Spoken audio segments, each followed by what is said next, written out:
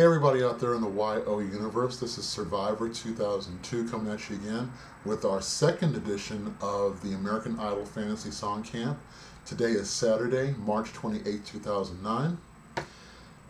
You guys put me to work this weekend, I mean seriously, because the theme for next week is the top 100 list of songs on iTunes. And here's where the insidious brilliance of the interaction between the American Idol people and iTunes comes in, because I'm the kind of person who, as much as I was reluctant to get on iTunes at first, now I can't seem to get enough because of my iPod and the ease of use and what have you, and also the selection they have. With all that said, I am so used to a certain kind of music, somewhere between, I would say, the early 60s up to a certain point in the 90s. And until now, I have to confess, I would have never really been prone to checking out the top 100 because it's so much stuff that only the new generation of kids could really identify with. And aside from an occasional song that catches my ear a certain way, I wouldn't be prone to going to the top 100 list and going, oh, let's see what's on the list this week. But that's where the brilliance of this whole thing comes in, the marketing strategy and what have you. Because for the very first time ever, I went to check out the top 100 because otherwise I couldn't have done this clip. And I gotta tell you, some stuff really surprised me. I found a lot of stuff that was different, so like they say, you learn something new every day. So out of the top 100 list this week on iTunes, I went, listened to a few of the songs and tried to match up what songs I thought would be best with the people who are left in the top 9. So here we go. Okay, for Matt. Matt, basically, I know you're not going to ever see this clip more than likely, but please, please, please, please treat anything by Coldplay like you were Clark Kent and it was frickin' kryptonite. You saw what happened when you did Viva La Vida that one time and you got booted. I mean, it was only by the grace of the judges and the American public and God knows what else that you came back and you got to make it to where you are now. So you, Coldplay, no. Nix that idea right off. Two of the songs that I heard on the top 100 list that would really be great for Matt were Use Somebody by Kings of Leon. It's the perfect match with Matt's style of performance and the fact that he's a piano guy. I mean, that song, it's a terrific song for him. Either that or You Found Me by The Fray, which is another one. It's got kind of a harder rock edge to it, and it would allow Matt to stretch a little bit more and maybe impress the judges a little bit too in the process. So those two songs I thought would be pretty good for him. For Chris, okay, we get the whole Jason Mraz thing, so I wrote down I'm Yours, but something tells me that if you went that way, because it is so obvious, it would be the kiss of death for you in this competition. Maybe not with your voting pace, definitely with the judges who would, the first thing they would say is safe, safe, too safe, you blew it. So I would say stay away from Jason Mraz on this occasion and go with How Do You Sleep by Jesse McCartney.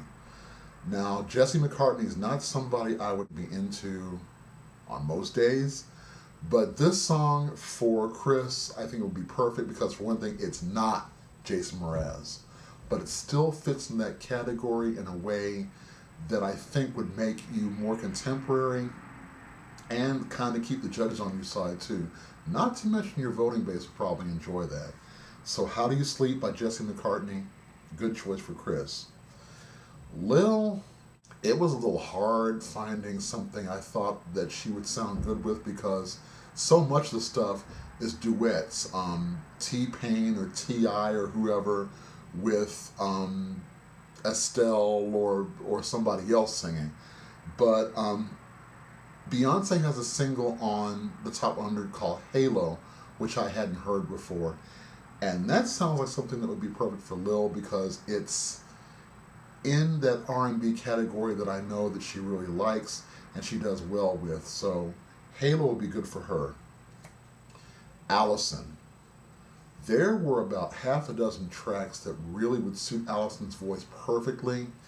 And the most obvious one, of course, is Kelly Clarkson's new single, My Life Would Suck Without You. But once again, for the same reasons why Chris should stay away from Jason Mraz, Allison should probably not go towards Kelly Clarkson either. And there were two songs that I thought would be perfect for her. So What or Sober, both of them by Pink, because that would still allow her to preserve that rock edge that she has to her voice. But I think either one of those songs would really be cool for Allison. Anoop, another one that was kind of difficult to match up, but there's one song by Neo called Mad that fits into that kind of smooth, hip-hoppy, R&B ballad kind of thing that he likes, and it's not too frantic. It's more of a love song with a contemporary hip-hop edge to it, and I think that would probably suit Anoop really well, although something tells me you're not going to do that. For Danny, who knows which way Danny's going to go, but I wrote down either Lifeline by Papa Roach, which would also shock the judges because that has a harder rock edge than I think Danny has been displaying in his choice of songs lately, or Don't Stop Believin' by Journey, which surprised the heck out of me. I was like, this is on the top 100 list? Okay, cool. It'll probably benefit him the most to stick with one of those two, although Lifeline has a grittier, more rock-fueled edge to it than I think people are used to hearing from him, so that would be a good choice. Adam. Wow.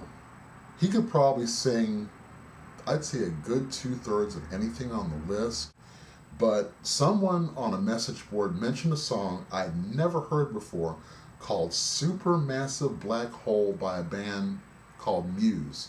Muse I'd heard of, but I hadn't heard any of their music. I really like this track, and I really like that track for Adam especially. It's a throwback to the kind of ELO sound, but with a more contemporary edge to it, which would really be fantastic. And there's also a new version of George Michael's Careless Whisper by a band called Seether that would be awesome for Adam's voice as well. So either one of those two, and Adam is still going to be at the top dog in this competition. But then I think he's going to do that with any song he picks. Scott, well, it was kind of tough because there's a lot of country in there, but it's country groups like Rascal Flatts, and I don't know how he would pull that off, but there was one song in particular called It Won't Be Like This for Long by Darius Rucker, formerly of Hootie and the Blowfish. I don't know if he's still with them or not, but that would probably go very well for him because it's not that tough of a song for him to do, and he could probably work some piano into there somehow, and it's one of the easier ones to do that with on the list as far as I can tell. But yeah, good choice for Scott. Last but not least, Megan. Megan. I don't know what song would fit you because, let me be honest, because I thought you should have gone home this past week and because you put Matt in danger. But trying to put that bias aside, I thought the best song in the lineup for her would be Chasing Pavements by Adele, another song I'd heard about but hadn't heard before today.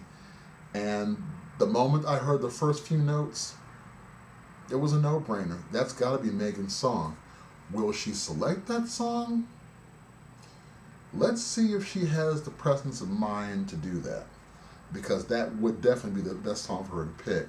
Although Allison could probably do that song and just breeze through it with no problem. But Megan, if she knows that she wants to stay for another week, would definitely go with Adele's song.